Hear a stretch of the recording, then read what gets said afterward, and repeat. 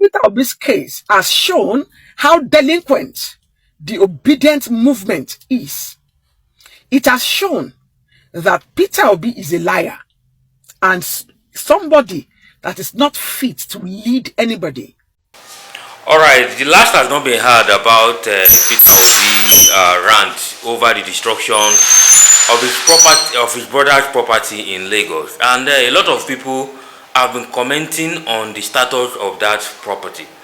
One of them is this woman you watched now on the video before now, that stating the obvious about that property. I will leave you to watch that the woman's observant. It backlash on Obi's supporters' obedience have been delinquent and people that are manipulative, just like Obi, stating that that land actually did not belong to Obi, that the land belongs to an individual who has obtained court order as far back as 2023. That was the fact.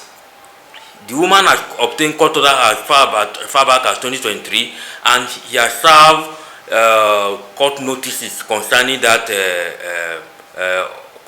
property. And it was in 2025 that the person applied to court, got a bulldozer to demolish such property. So how then the obedient come around to say Peter Obi that the government of Lagos State were being tribalistic, that are against Obi? Peter Obi's case has shown how delinquent the obedient movement is. It has shown that Peter Obi is a liar and somebody that is not fit to lead anybody. It has shown that there is no political game that Peter Obi has up his sleeves than propaganda. To run propaganda against the people, to run propaganda against his, people who are his opposition. That's what he does. Now, it also shows the delinquency of many Nigerian youths. Now, when the case broke out, nobody could ask questions if there was court injunction before the demolition.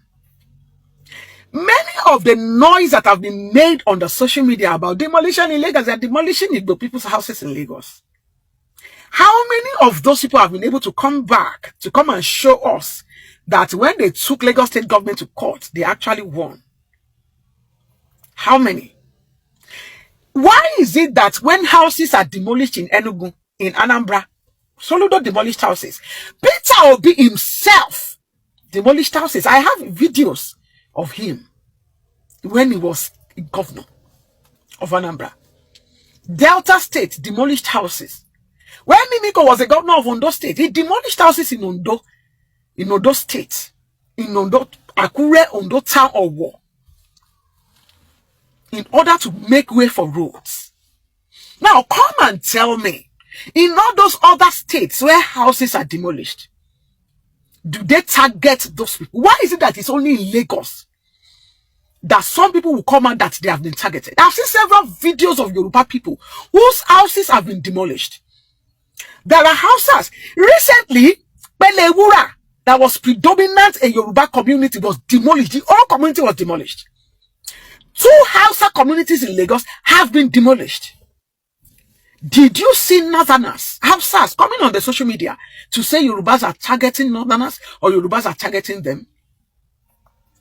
When it was the Lagos Calabar Road, that was how you people was all over social media crying that they were targeting Igbo business. 800 houses were marked for demolition.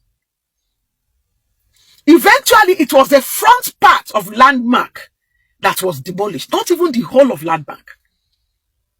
But Igbo people, content creators, came on the social media to say Igbos are being targeted. Whereas out of the 800 houses marked for demolition, over 500 were owned by Yoruba people. In fact, the Oniru was, is one of the people whose property was affected. Yet, this narrative must be run against Yoruba people. Now, in this case, it was actually Peter Obi's faceless brother that is actually the thief who is is occupying someone else's land, now a Yoruba woman's land, illegally. Since 2013, you have used somebody's land since 2013 for 12 years. Now the person has gone there several times.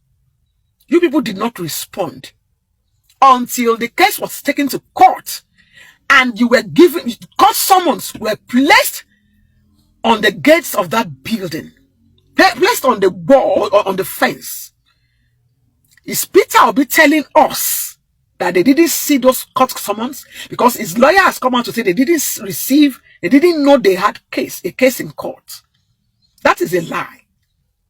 That is a lie. It is not possible for you to receive a court summon, especially when it comes to land, and the summon will not be placed on that property that is on that land. It is not possible. Now we can see that what is happening on the social media space is actually propaganda against Yoruba people. Now, it is not new to some of us who know history.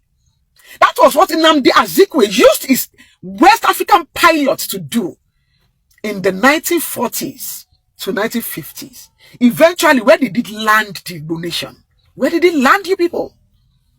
The same skill, the same propaganda, the same political strategy is what Obi is using today. Anybody who knows Peter Obi should advise him. If he continues like this, he's going to land his people in further issues. Yes. Peter Obi is not so different from Kanu or Simon Ekpa. He's only doing his own through his political meanderings. Yes. This was a man who discriminated against the Anglicans for the Catholics when he was governor. He has always used this strategy. Religious, tribal card, and propaganda.